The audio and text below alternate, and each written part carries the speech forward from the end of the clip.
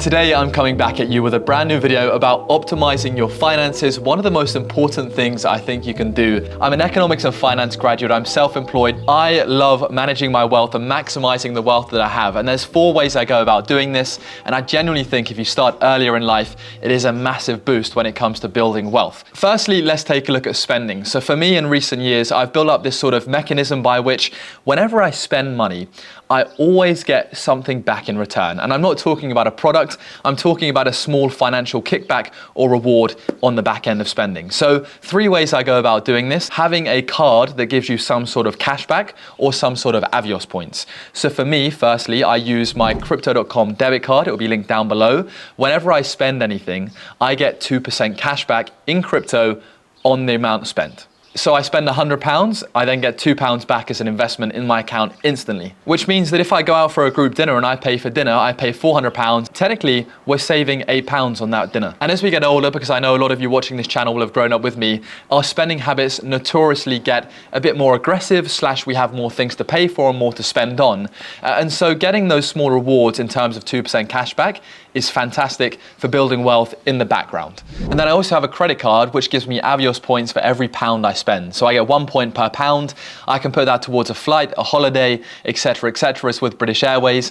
And so they're my 2 main ways of spending money in the modern day. And both ways, whenever I spend, I always get some sort of kickback. And as a little disclaimer, I should say I'm not a financial advisor. Many of you know that. But that is exactly how I go about spending in my day-to-day life. Next up, let's talk about saving. We're going to keep this very simple and focus on one account that I think is the best for this.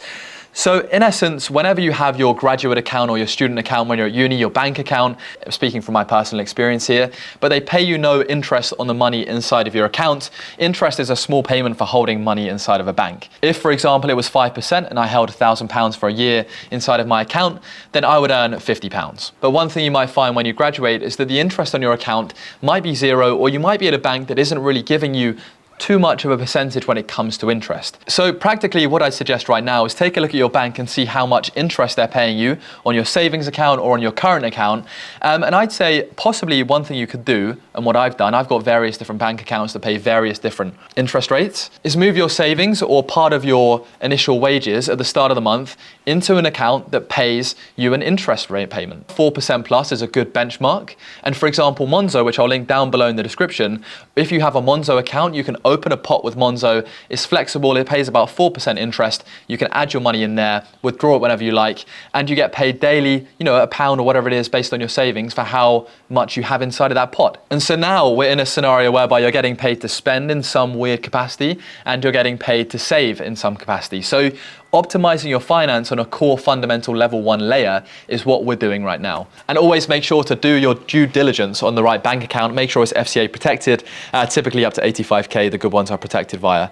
Now, expenses are very, very interesting because I think we genuinely live in a world today whereby it's easy to subtly rack up expenses to the point where you're spending loads a month on subscriptions or stuff you forgot to cancel, or these small ways you've been hooked in by these mega smart giant businesses or small businesses to be paying for their services. You could go out there, for example, and leave all your photos and take thousands and thousands and thousands and never clear them up year after year after year. Like I've fallen into the trap of it now as well. I've got to pay for more Google storage. I'm going from 99p to £1.99. I go, that's not bad.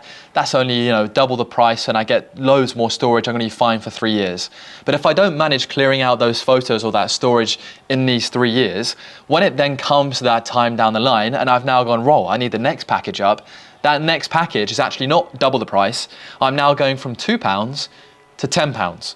And that £10 then correlates to 120 a year. And suddenly that expense from not clearing out something before because it was very cheap not to clear it out has now built up massively. You're on top of managing these things where it's like join now, free trial, and they subtly have auto renew on or chart, that sort of stuff, and only having the essential ones. Like everything is relative to how much you earn, but I would even challenge sometimes the notion of, do I really need to watch this movie in 4K for an extra £3 a month? Truth be told, not really.